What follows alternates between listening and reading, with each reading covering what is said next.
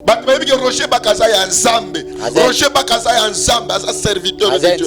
Aza Nzambe. Mais ça c'est reine de midi ba osala na yeni. Mais c'est qui nous rencontre moi. Rencontre Yanine. Papa. La Bible dit la lumière et les ténèbres ne peuvent jamais cohabiter ensemble. Basoboya kombo ya Yesu que Jésus non, il faut y avoir Shamashia. Oh, ba infiltrer le comme on a katuana. Et pourtant reine de midi wa sa représentante ya batu oyo, batu o bazana Congo central bazoboya Yesu bazo te ya batu ba Afrique bandi ba africain bandi ma Yesu te. En Apocalypse, il a racheté pour Dieu les gens de toute nation, de toute tribu, de toute race, de toute langue. Non, je suis prédicateur de l'évangile, papa. La Bible dit on ne se manque pas de Dieu. Ce qu'un homme aura s'aimé, c'est ce qu'il mentionnera. Ce qui m'a énervé, rencontre il y a bien mais comment fête nini, bon ben qui soit fête ya ni, ce qu'on va biloko ba komi yango point. Musala na ngai ko sali na te ya bon. Non. Parce que au bandeli lecture wana na suka na mo bandeli na ibandeli. C'est une association. Il fait partie de cette association. Il y a reine de midi. Na komi ya koso qui a commis disciple, il y a reine de midi. Or reine de midi c'est une déesse, Asa démon. Il chantait un cantique nouveau en disant: tu es digne de prendre les livres et d'en ouvrir les seaux, car tu as été immolé et tu as racheté pour Dieu par ton sang des hommes de toute nation, de toute tribu, de toute langue, de tout peuple et de toute nation. Tu as fait un royaume et des sacrificateurs pour notre Dieu, et ils régneront sur la terre. Par le de tout peuple, de toute nation, de toute tribu, de toute langue. Maintenant, Roger Bakna reine de midi. Elohim ne peut pas. Or, Elohim c'est Jésus. Le Dieu du commencement c'est Jésus. Balobi qui a koki ko sauver monde te, akubako ko sauver ba africain te. O africain bino moko bomi sauver na makila ya nani. Tout Roger Bakatea na ba TV, afinga Moïse Mie, a dénoncé ba pasteur rebelle na mboka oyo. Roger Baka dénoncé au nom de qui? La Bible dit, il n'y a rien de caché qui ne sera révélé. Mais pour finir,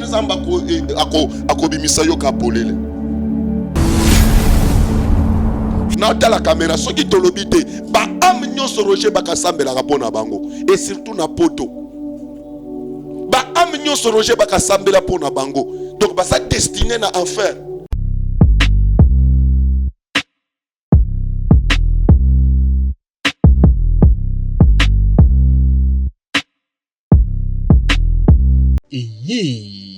Spécial Sunga orphelin.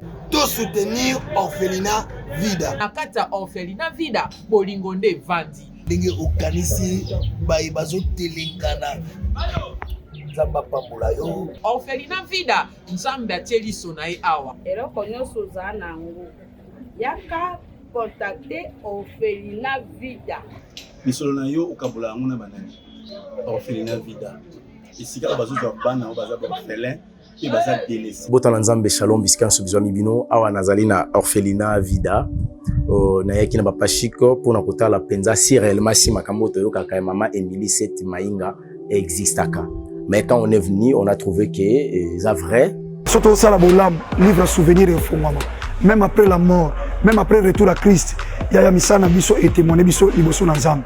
Bien aimé, total ONG Vida a organisé activité $1 pour nos soins orphelins. Orphelinat Vida eza train ezolokota ba orphelin botie essence pour ekoma la destination. Nzambe na lola mona bino pambola bino vraiment azongisa ya ebele vraiment na oyo nyonso kosalaki lelo toyesu na lisolo mosusu kosenga na bino ke tozweli bana esika ya monene tozweli bana esika ya kitoko tozofutela yango chaque mois bana na biso fo balia bana na biso fo bakende classe, bana na biso fo balata, bana na biso fo baza propre.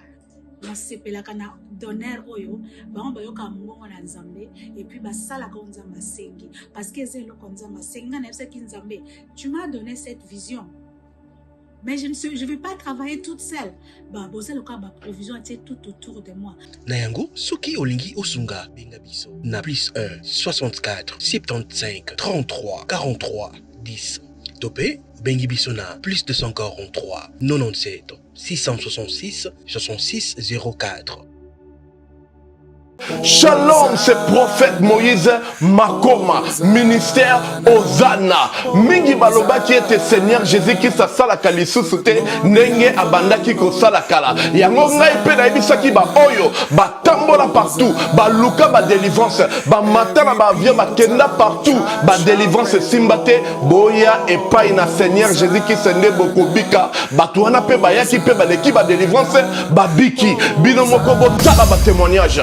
Frère na bino na kati ya Irlande nazali na ba blocage ba porte tout ezalaki fermé mais depuis na leki na délivrance na papa Moïse makambo tout efongwami na sombi dendaki ba pasi na nzoto esili changement ebele salami na ba aspect nyonso Nzambe ozana azosala. Shalom shalom peuple de Dieu nga mama Jeannette en tout cas na belaki tension makasi na yokota na YouTube na kota na Ozana pasteur Moïse Abonde pour na bandeko les mêmes jours na keipa docteur nanga atalinga tension sisili bilonyo zanda sanga palpitation sisili. Shalom peuple de Dieu, shalom mama Clémence na Paris na yiko témoigner moni na Nzamba Ozana wa sai na bomo nanga nazali na problème mwana bane kolobate na bane kokende na orthophoniste donc ba déclarer ki mwana comme handicapé à olobate na etango na yiko ko l'exemple papa Moïse alikisi mwana délivrance lelo mwana na komiloba na yiko témoigner moni na Nzambe ya bikamo wa sali na bomo na ngai nazali na problème mukanda toi réponse na zaka ba régie na raison mo kezata na sens te lelo na komi mo se sengo na zumukanda na zuke musala donc on a témoigné na Nzambe Ozana wa sai na bomo na nga tukana na Nzambe na lobaki déjà awa ezali terminus bon s'abonner na papa Moïse prophète TV na YouTube dans la bino na moto. Chez Biso Télévision, chaîne Oyo Ekokani na yo. Bozali ebele bokota l'émission de partout na pesi bino mbote. Mbote bala nyonso ya chez Biso TV. Oui malamu na émission na bino réponse à nos questions. Yande ko na bino. Napesi moyini nanga mbote, moyini bonjour, moyini nanga bonsoir.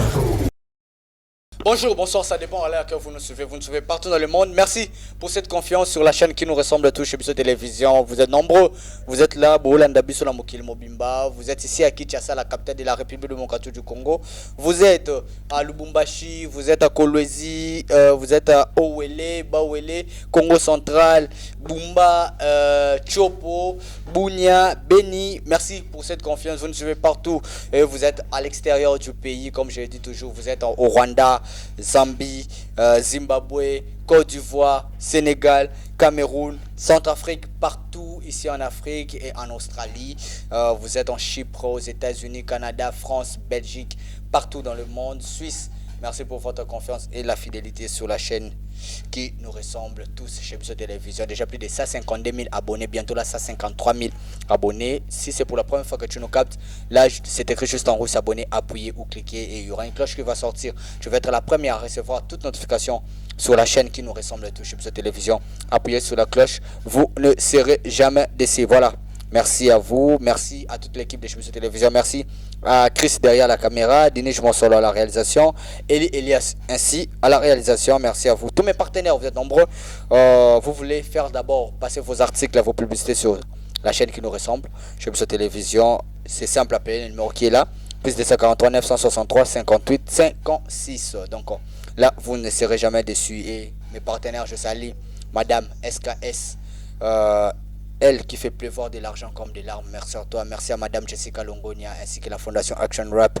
Merci à toi, merci la sœur Dorcas. Bientôt à Kinshasa.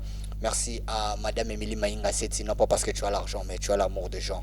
Merci à toi, merci à Lévi Paille, tous les Ndalois derrière toi. Merci à Franck Mamba Ferrand. Bon séjour à toi, Kichasesi Nancy Bumba, Grand Serra Moto. Merci à toi. Vous êtes nombreux, hein. Dosilia Bala, comme je t'ai dit toujours, psaume premier. Toi, tu es psaume premier. Yo, Tskala jamais Ruka. Yo, Ozakara, Fleuro, yo. Et puis ça, Karabilengi, Nango, quoi. Dosilia Bala, je t'aime beaucoup, ma soeur. Voilà, aujourd'hui, l'actualité nous oblige de parler. Toyende suko dénoncer à Nzambe dans l'émission Lelo. Dénoncement, c'est dénoncement Lelo à Wende Toyeli.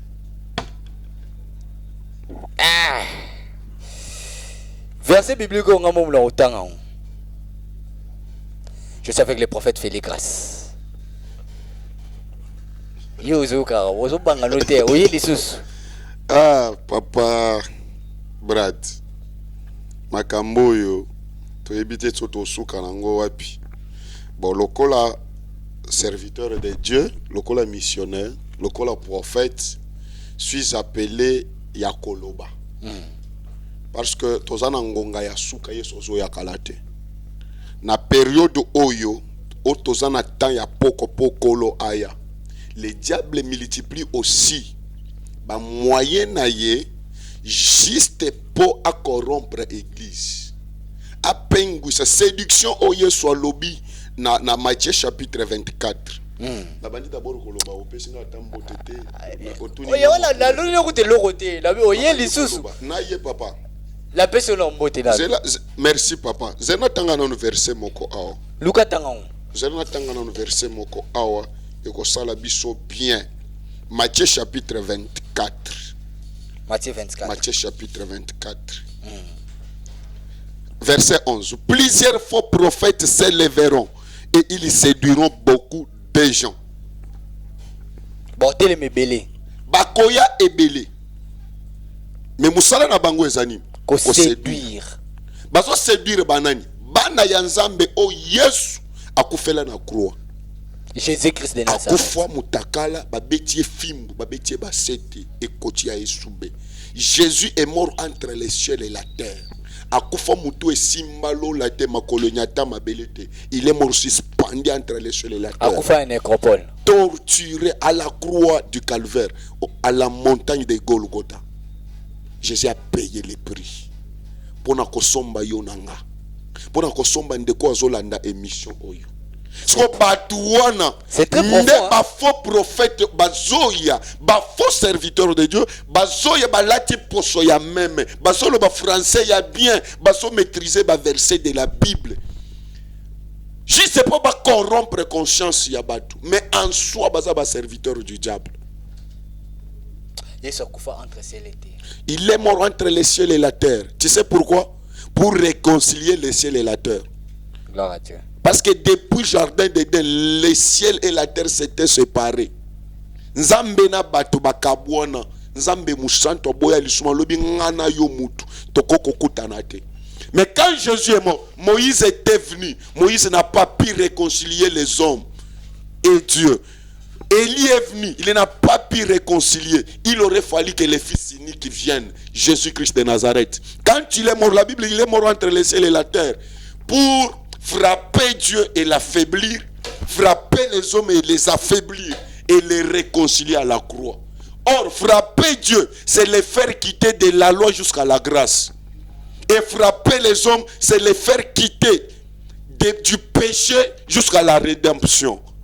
Maintenant, il y a 70 bateaux na croix. C'est pourquoi le Bible, motokoki koya et pas ya tatate, s'il ne passe pas par moi. Je suis le chemin et la vie. Je suis le chemin, la vie et la vérité. Na episa bato boy. Pona kokota bokonjalo, la kokota paradis. Ceux qui ont ndimi Yesu te kokota te. Jésus est la porte. Maintenant, les hommes pour qui Jésus est mort à la croix, baza séduit et pas ya ba faux serviteurs. Excusez-moi, ouais. To sala ina yo émission moko na émission nzamba lobi na nga ke loba.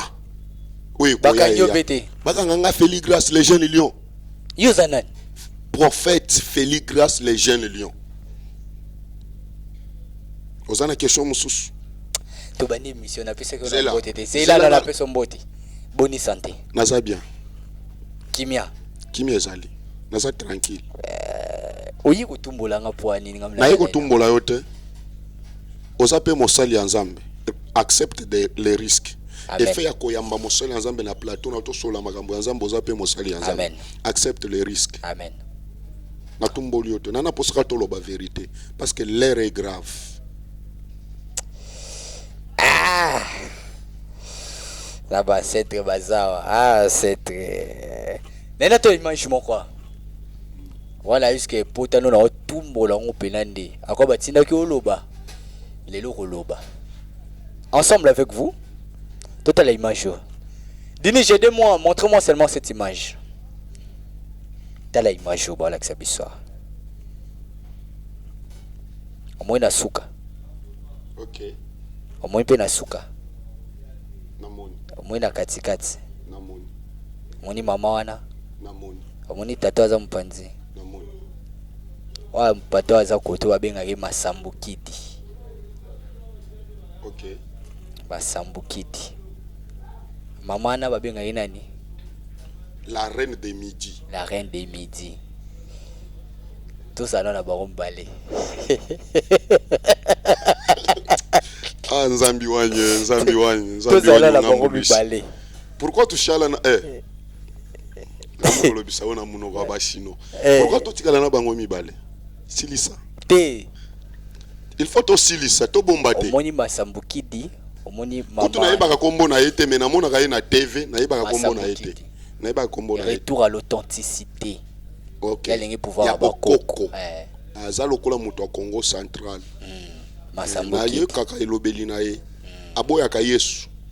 Andimaka Yesu lokola prophète. Lokola mais ya ba africain te. La reine des midi. Aza étrangère. Ya lobini. Est-ce qu'on a coin côté la reine des midi wana? Évangéliste Roger Bak. Na nkolo, tikanga sisa, évangéliste na nkolo. Azali susu ya nkolo te. L'homme de Tikotak. Azali susu ya nkolo te. Évangéliste Roger Bak. Azali susu ya nkolo te. La lumière et les ténèbres ne peuvent jamais cohabiter ensemble. J'aurais préféré que totanga ba écriture ya nini o la kisinga wana parce que image wana na moni ba écriture eza wana. Totanga ngo. Bazo ezo loba nini?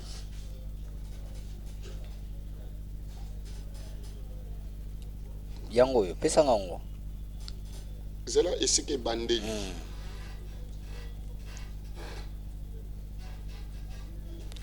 Bala kisabisongo. Muke kaka totanga ebelete. Ah, totanga muke kaka. Naka na posa natanga ka muke. Paradigme, ebandi ke paradigme. Ebandi paradigme. Paradigme. Juste une réflexion, peuple Kama. D'où viens-tu? Où situes-tu? D'où vas-tu? Aucun Dieu, Elohim ou des mierges ne peuvent sauver l'Afrique dans sa désolation et illumination. Seul toi, même africain, dans ta propre dimension spirituelle, que tu vas trouver ta rédemption d'entre le peuple, les cieux. Seul ton pays, Congo, et la religion et l'Afrique ton espoir. Nous disons merci à la reine des Midi, Roger Baka, Samuel Masambukidi et ça tous. Me donne de la colère. Roger Baka qui a parlé de la Bible à la télé. Roger Baka qui a dénoncé Moïse Mbina, Roger Francis Tatou, Vieux Kalombo, Léopold. Aujourd'hui, Roger Baka a pesi Mukongo na Yesu. Mais retour à l'authenticité. Le Roger Baka a s'associé na ba reine de Midi. Roger Bak, moi j'ai les enseignements Roger Bakazolo bangana zokoma. Nga feli grâce. Omimoni bololé. Non, na mimoni bololé te. Chaque chose a son temps. Roger Bak. Na leli maya miso tanginga finalement tozo kende wapi. Basolo bake Elohim akoki ko sauver ba africain te. Maintenant na posa to tanga verset moko na Apocalypse. Apocalypse chapitre 5. Il chantait un cantique nouveau en disant, tu es digne de prendre les livres et d'en ouvrir les sceaux, car tu as été immolé et tu as racheté pour Dieu par ton sang des hommes de toute nation, de toute tribu, de toute langue, de tout peuple et de toute nation. Tu as fait un royaume et des sacrificateurs pour notre Dieu, et ils régneront sur la terre. Balobi de tout peuple, de toute nation, de toute tribu, de toute langue. Jésus a racheté pour des bâtiments Yamokili Mobimba. On a parlé de Dieu. Oui. On parle de Dieu. Non, car toi tu as racheté pour Dieu. Baso yemba nzembo yo pour l'agneau. Tango agneau a telemi, ba poser nanya koko zo mukanda oyo. A rompre baso nango. Il y personne sur la terre, dans le ciel, sous la terre, moutomonanité. Quand Jean a pleuré, beaucoup plus de ce que personne ne fit trouver, digne de prendre les livres. Bible lobby que l'un des vieillards s'éleva et dit, Jean ne pleure pas, voici l'agneau, voici les lions de la tribu de Juda. Quand Jean lève les yeux, il ne voit pas les lions, il voit l'agneau. Maintenant, les vieillards, les 4 êtres vivants et les anges se prosternent devant l'agneau et ils chantent ces cantiques. Balobi, il chantait un cantique nouveau en disant, tu es digne de prendre les livres et d'en ouvrir les sceaux, car tu as été immolé et tu as racheté pour Dieu. Yo yesu sombela nzambe, yesu agneau nda sombela nzambe, batu ya bikolo nyonso, ya minoko nyonso, ya poso nyonso. Maintenant, Roger Bakna reine de midi, awa. Basoye bisabiso que Elohim ne peut pas. Or, Elohim c'est Jésus. Le Dieu du commencement c'est Jésus. Balobi qui a koki ko sauver monde te, akubako ko sauver ba africain te. O africain bino moko bomi sauver na makila ya nani. Biso ba africain toza sous la malédiction de nos ancêtres. Nos ancêtres ont péché contre Dieu. Et c'est Jésus qui nous a unis, qui nous a réconciliés avec Dieu. Maintenant, nous sommes Roger Bakatea na ba TV, afinga Moïse Mie, a dénoncé ba pasteur rebelle na mboka oyo. Ba oto yebi peke baza ba faux. Roger Baka dénoncé au nom de qui? Elohim. Yoshua Yamashia. Roger Baka, quand il parle le français, aotia onja gumusgade céleri po ebima bien. Il maîtrise la Bible, ayebi koluka, ayebi Bible. Totanga verset moko. Et biloko wana ezo impressionné batu. Ezo impressionné batu. Batu bayebi que Roger Bakaza ya nzambe, aza serviteur de Dieu. Roger Bakaza ya nzambe, aza serviteur de Dieu. Aza ya nzambe, mais ça c'est reine de midi ba osala na yeni. Mais c'est ce qui nous rencontre mon rencontre Yanine, papa. La Bible dit, la lumière et les ténèbres ne peuvent jamais cohabiter ensemble. Camarade ya ndoki na ozala na ye ponatan. Musala na ngai kozali na te ya bongo. Non. Botanga parce que obandeli lecture wana na suka na il faut bandere na ibandeli. C'est une association. Il fait partie de cette association. Il y a Reine de Midi. Ceux qui ont commis disciple, il y a Reine de Midi. Or, Reine de Midi, c'est une déesse. Azad démon. C'est une déesse. Il est dans l'espace. Parmi les démons, apôtre Paul a lobby que nous n'avons pas à lutter contre la chair et le sang, mais contre les esprits géants qui sont dans les lieux célestes. Reine de Midi, Azawana. Reine de Midi, na Roger Bakabao Salanini. Français belé. Français belé. N'a qu'à répéter ba écriture, ça ne signifie pas que wana nzambe. Tanga la verset ngo tangela biso. Nalingi to tanga verset moko Romains chapitre 1er. Romains chapitre 1er. To banda na verset 21e. Tokita. Puisque ayant connu Dieu, ils ne l'ont point glorifié comme Dieu. Et ne lui ont point rendu grâce. Parce que Bayeba Kinzambe, Bakumisa qui est le rôle en Zambé. Roger Bagayebi Nzambe, mais Aboy Kokumisa Nzambe le rôle en Zambé. Et ba rendre ye grâce te, ba péché merci te.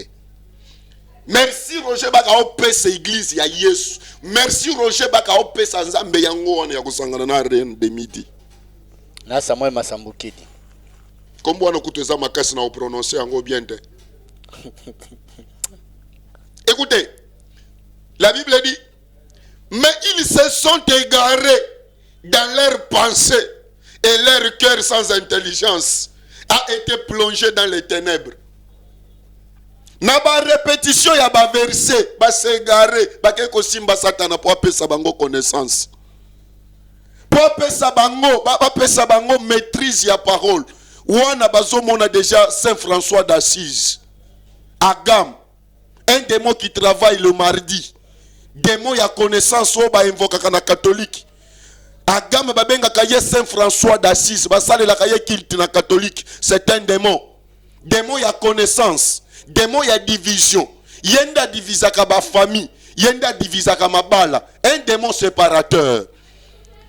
Yenda divisaka même ba église. Akoko kota na église, pasteur na assistant na ye. Azui connaissance ya makasi ya pêche assistant.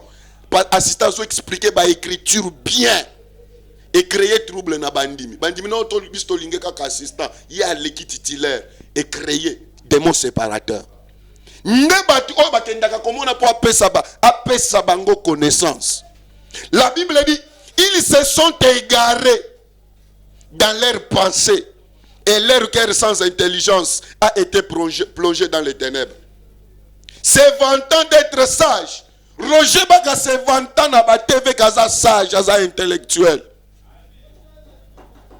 A créé une université. A créé une université, l'école de Babenga Kangonin. L'école ceux qui des ministres, ceux qui l'école de quoi? Ils se vantaient d'être sages. Oh, my God. Se vantant d'être sages, ils sont devenus fous. Il est devenu fou. Nakoko simba ba mususu wana trote. Mais na o simba o azala ki lokola ya biso zo kazo kosa biso. Ba mususu wana o simba bangote. Il est devenu fou. Je regarde la caméra. Il est devenu fou. Nani? Roger Baka. C'est la caméra. Mais je regarde la caméra. Il est devenu fou. C'est la Bible qui a dit. Bible oya banda kote ya biso wana. Tango zo tenga na fandi. Je jure, ma main sur la Bible. Azo lobata na TV ngana zo koma. Mokolo na mona débat ya Roger Baka na vieux oyo kasambalala kasamboya ba sebele wana na betela Roger Baka maboko. La Bible dit, il n'y a rien de caché qui ne sera révélé. Oko bomba biso ko kosa biso ke oza nzambe, mais pour finir nzamba ako bimisa yo kapolele. Ils sont devenus fous et ils ont changé la gloire du Dieu incorruptible en image représentant l'homme corruptible. Bazui gloire ya nzambe balatisi yango image ya mutu. Gloire o eza incorruptible. Balatisi yango image ya mutu. Bapesi yango mutu reine de midi. Mwana mwasi wa telemi oyo. Dieu a déjà prévu tout. Dieu a déjà annoncé tout. Les oiseaux, des quadrupèdes et des reptiles. C'est pourquoi Dieu les a livrés à l'impurité. Au moment où on a Bible dit que Dieu les a livrés l'isolo ngana bombango, ça fait à peu près une année et demie. L'isolo. Libana caméra. Ah, on a quand même bien de points. Naobeta a na caméra après verset haut. Naobeta l'isolo. C'est pourquoi Dieu les a livrés. Tellement que basu gloire ensemble ba pesi yango batu. Gloire incorruptible. Ba pesi yango batu. Bible lobi que ils sont devenus fous. Et nzamba livré bango. Na kati ya masumu. Nzambe nda livré bango na kati ya masumu. C'est pourquoi Dieu les a livrés à l'impureté. Selon la convoitise de leur cœur. Et en sorte qu'ils déshonorent eux-mêmes leur propre corps. Nzamba livré bango na masumu. Tellement que baboyi ko adorer Nzambe. Bayebi kaza Nzambe. Mais baboyi ko fukamela ye. Et ayant connu Dieu, mais ils ne l'ont pas glorifié comme Dieu.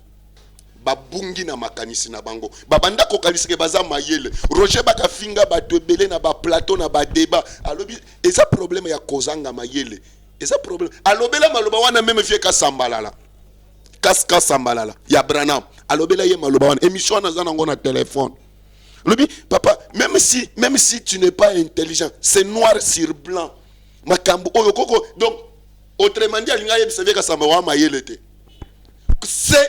c'est vantant que baza sage mais zamba livré bango na kati ya masumu et na kati ya convoituse ezani na lingala na monoko mboka na biso babenga kango lukuka convoitise na lingala ya soni na yeba ngo subete posa ya kolula bilula lula kolula neto ati chemise o lobi chemise ebongi na yete ezalaka ya nga ebongi na nga nzamba pesi bango posa wana lisolo na bomba yango iya inane nzamba limbisanga inane edemi nzamba limbisanga webi pourquoi na bomba yango parce que na banda kolinga Roger baka mingi nga pe na sala effort na sala effort na boma moto na boma likambu wana opwati lelo papa o epesi nga kanda betana lisolong j'ai une fille na poto tango zoloba yomo mwana na ngai moko nazosambela pona ye soki bakotia tembe nakoya na ba image nakoya na ba audio o babanda kosola na mwana mwasi wana ngai ya mwasi wana parce que ya yebisaki ngai ke papa naza prêt to sala émission ngana loba makambu nyonso wana ayebisaki ngai ngana yebisaki tika na bimisele maloba ya Nzambe na lakise lobi ya mosali ya Nzambe tala bota na teya ye mwana lobana lisolongo bayokana na mwana mwasi wana po ya aobala mwasi wana za na poto ke ba obalana mwasi wana bimisela nga ba nini ya ba mbongo atindela ye ya ba bordero atindela ye aya mema na lisolo moko bo ya lopango ke asombeli ye lopango eza awa tango fi wana na famille na ye fi wana aye awa na famille na ye babenga Roger baka andimate ayambate et bazala ki près que baluka ba cameraman baluka ba journaliste na mosala Nzambe moko lobaka bien basalela ye émission abenganga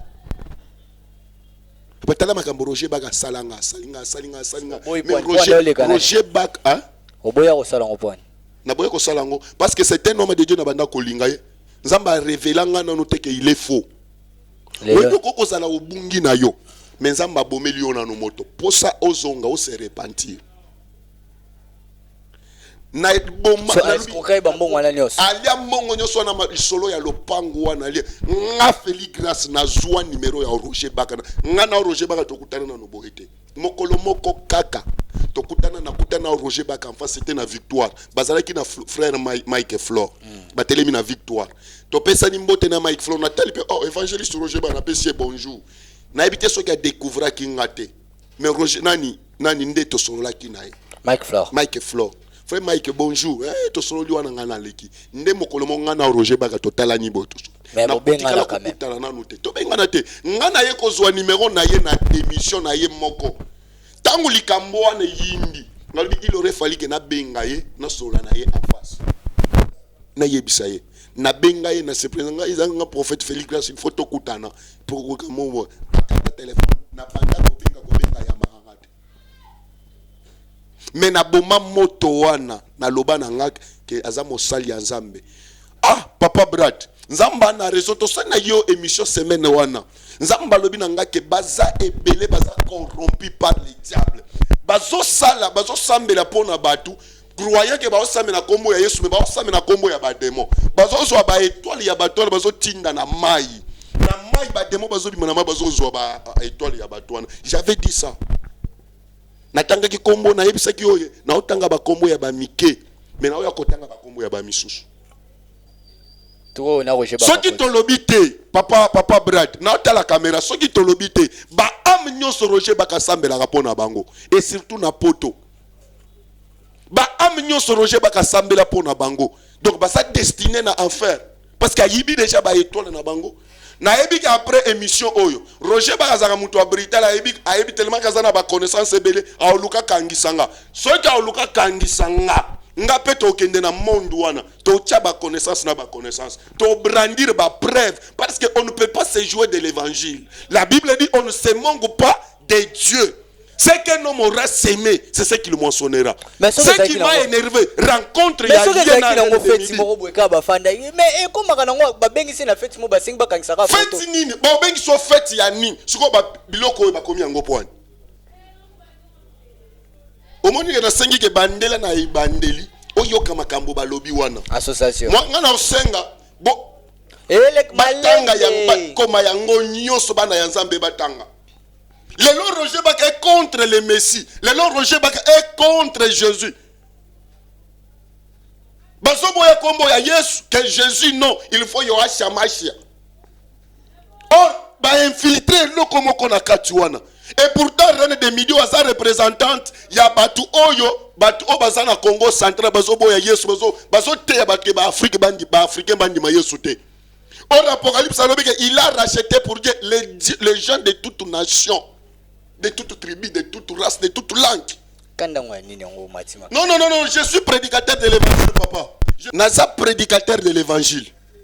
Nakoki kondimate ba brebi ya tata nanga o yeso kufela na ikulu subaza la igare par les faux prophètes. Totangi yango na Matthieu chapitre 24. Alors plusieurs faux prophètes vont venir. Musala na bango za ko séduire batu. To suki walelo. Pema. Eza na buntu musuna lingi na tanga. Na dénoncer. Nani lisusu. Baza bato ba travailler na ba konzi. Mais ceux qui ba koluka. Baluka yo. Ils vont rencontrer les anges de l'Éternel. Tanga na nani. Viens moko.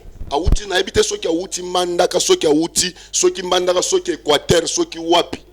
Azolo balingala ya mandaka boy. Olia ba côté ya batu Yesu.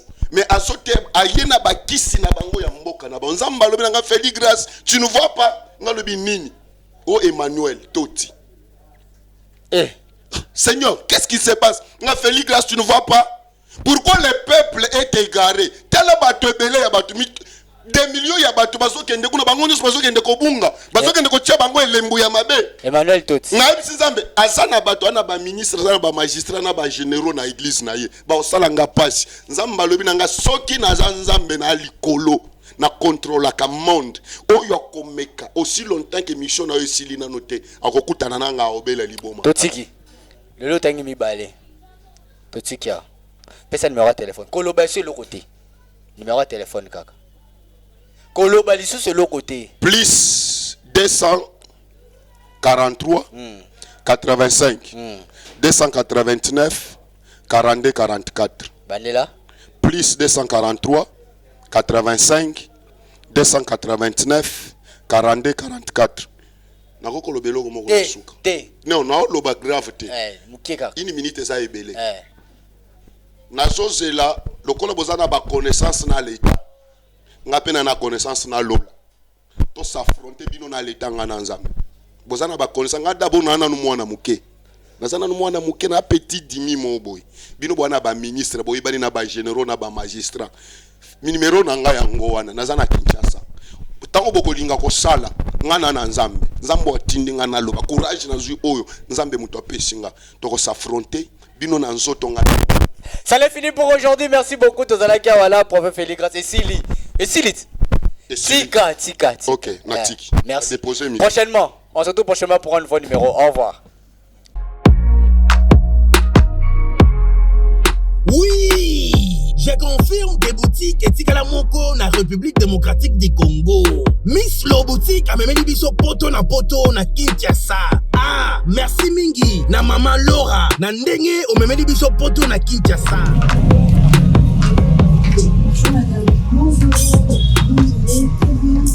Ah, les amis, Miss Lo boutique, tout est à l'arrivage de la France et États-Unis. Nous avons un prix de Kiko. Kiko. Nunca la biloko so tuzomba ya tokinte boye. Ah, tokinte. Ah, les amis Paris, États-Unis. Les amis mélange te. D'accord, la même différence tango parce que le rangezo par coli boche fois de tenir au tché va peu moucher non style boye. Pas abusé pour de ça par 48 heures.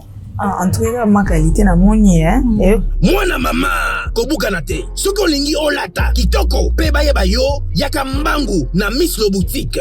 na yango okokuta basapatu bilamba ya basi maquillage mafuta baparfum mpe biloko mosusu te po to ekiti na Kinshasa. Pomo na biso ezali pasi te. Tozwami bongo na avenue Victoire numéro 5 commune de Kasavubu. Topo bengi biso na téléphone na plus 243 85 64 11 889 0033 78 33 03 749.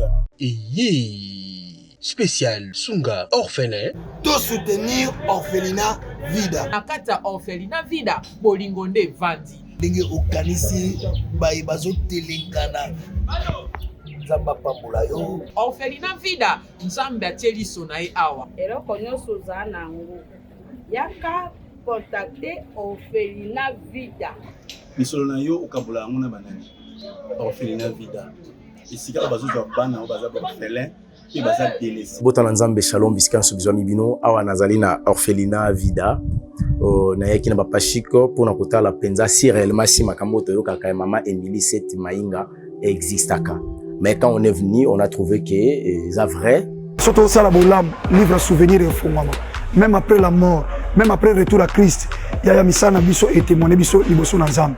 Bien aimé, total ONG Vida a organisé activité $1 pour nos orphelins. Orphelinat Vida eza train ezolokota ba orphelin botie essence pour ekoma la destination. nzambe nalola mona bino apambola bino vraimen azongisa ya ebele vraimen na oyo nyonso bosalaki lelo toyisi na lisolo mosusu kosenga na bino ke tozweli bana esika ya monene tozweli bana esika ya kitoko tozofutela yango chaque mois bana na biso fo balia bana na biso fo bakende classe bana na biso fo balata bana na biso fo bazala propre nasepelaka na donner oyo bango bayoka mbongo na nzambe epuis basalaka oyo nzambe asengi parce que eza eloko nzambe asengi nga nayebisaki nzambe tu m'as donné cette vision mais je ne vais pas travailler toute seule bozaloka baprovision atie tout autour de moi na yango soki olingi osunga benga biso na plus 1 64 75 33 43